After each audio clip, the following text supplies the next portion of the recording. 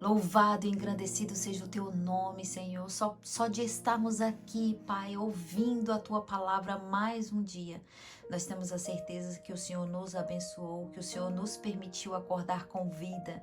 O Senhor nos deu mais uma oportunidade de salvação. Senhor, nesse exato momento, Pai, nós queremos te pedir, Senhor, uma bênção especial sobre cada ouvinte, sobre cada pessoa que está te buscando em espírito e em verdade, onde aqui nós aprenderemos um pouco mais, Pai, onde nós vamos falar das festas, nós vamos entender a importância sobre o santuário terrestre, o santuário celestial, onde nós aprenderemos, Senhor, o significado das estações, nós aprenderemos, meu Deus, e que cada festa é um móvel do santuário, onde aprenderemos de uma forma mais profunda. E eu te peço o derramamento do Espírito Santo sobre nossa vida e que o Senhor abra as nossas mentes para o entendimento de acordo com a tua vontade, em nome de Jesus. Amém, amém e amém.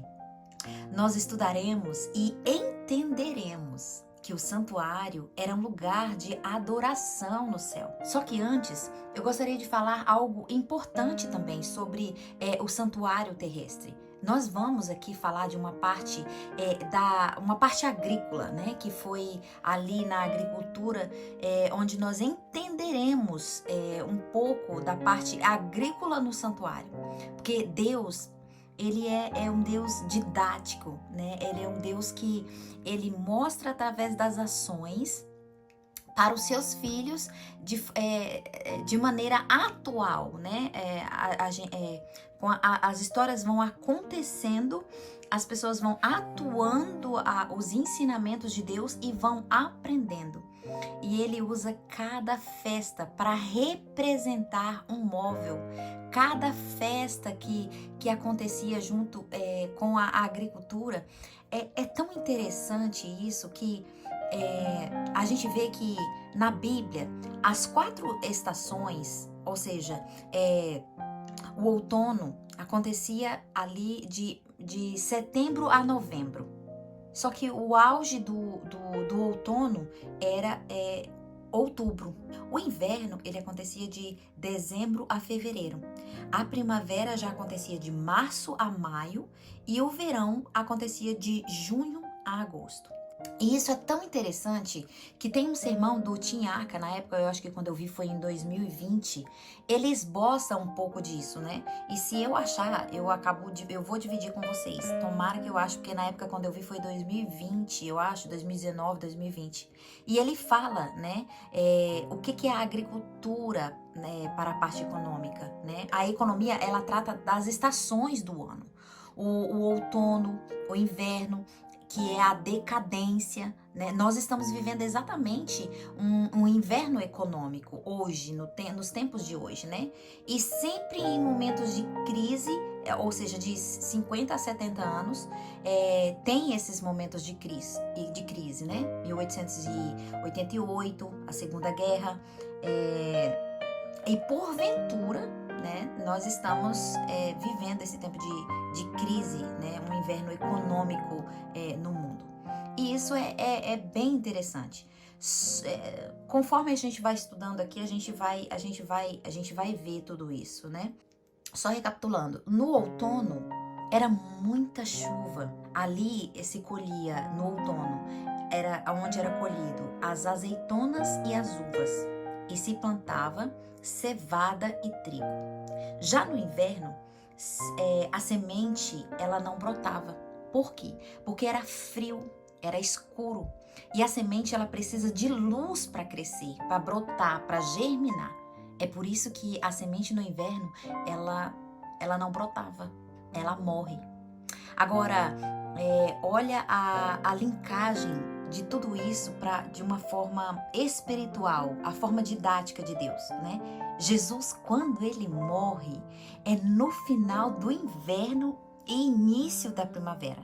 Porque a gente vê que a Páscoa era o início da primavera. Ou seja, quando plantamos uma semente para ela germinar, ela precisa de quê? De morrer.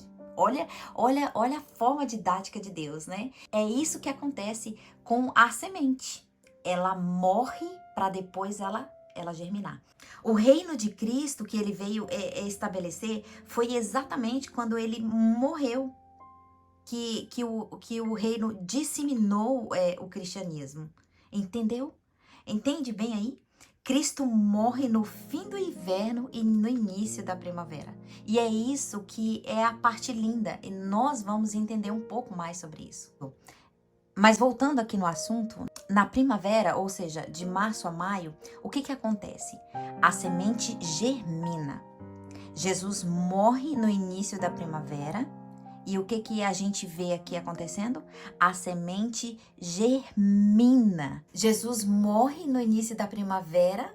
E o que a gente vê depois que acontece? A germinação da semente. Ou seja, os discípulos, os 40 dias depois, eles se enchem do Espírito Santo. Lembra os dias de Pentecoste? E isso abala o mundo até hoje. E o que acontecia na primavera? Na primavera se colhia cevada e trigo e plantava azeitona e uva. E ali na primavera, ela como é que fala? Acontecia uma chuva, né? A chuva chamada chuva temporã, que era aquela chuvinha bem fina, né? Aquele chuvisco que servia para a planta crescer, que servia para o plantio das sementes, né? Já no outono, era o que acontecia? Muita chuva, tome chuva, né? E o verão, o que acontecia no verão?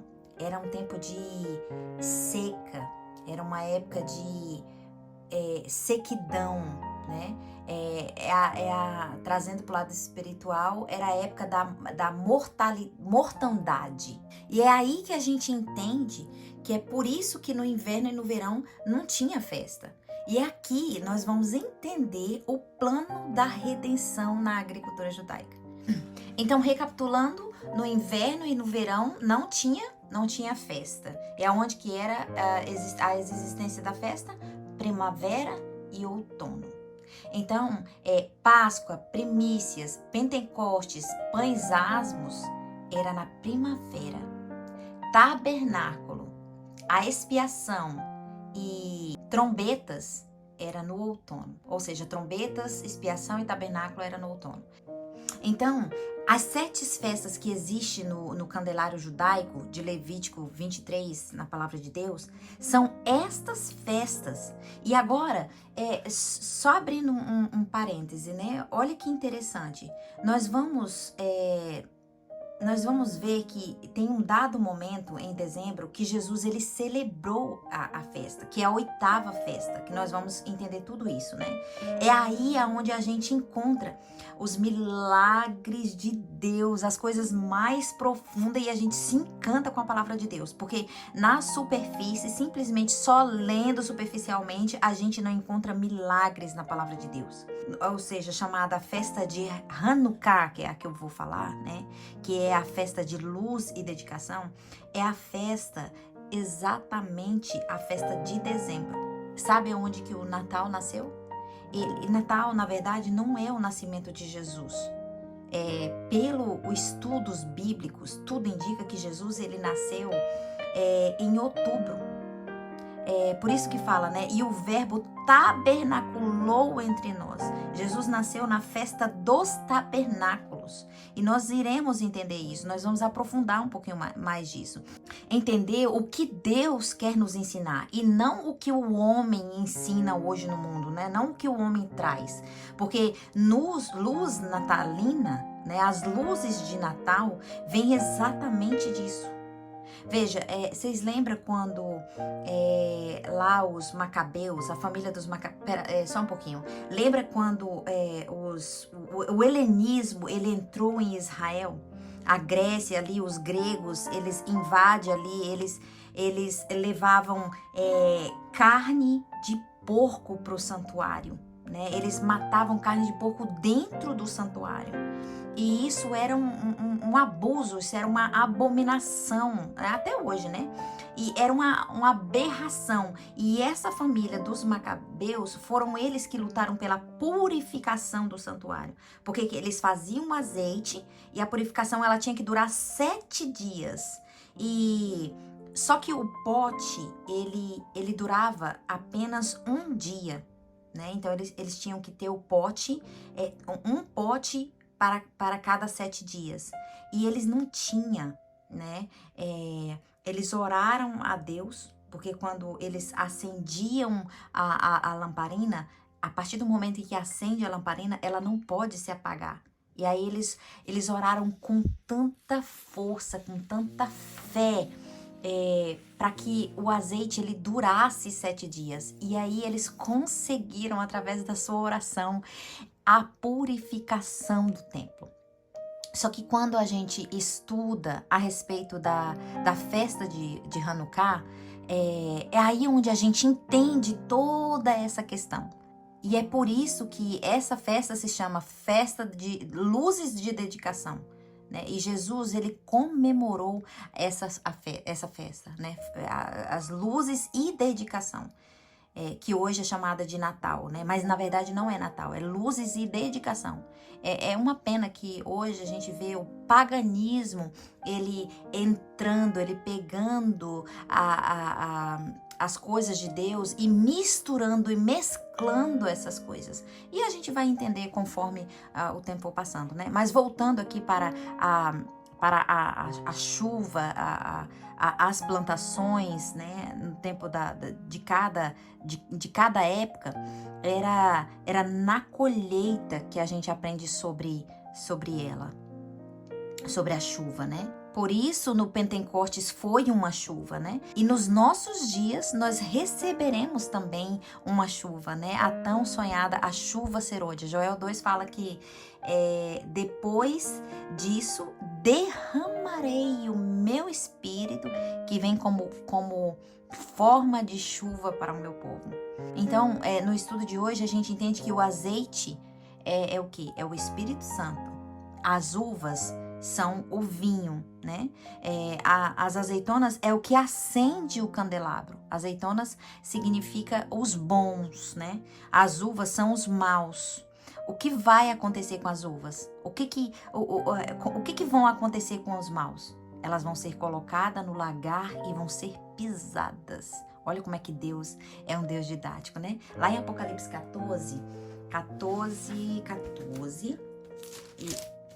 a partir do verso 14, nós lemos assim, olha: olhai, e eis que uma nuvem branca sentada sobre a partir do verso 14, acompanha comigo, mais ou menos, eu acho que até o verso 20. Olhais, e eis que uma nuvem branca, sentada sobre a nuvem, uma semelhante ao Filho do Homem, tendo na cabeça uma coroa de ouro e na mão uma foice afiada.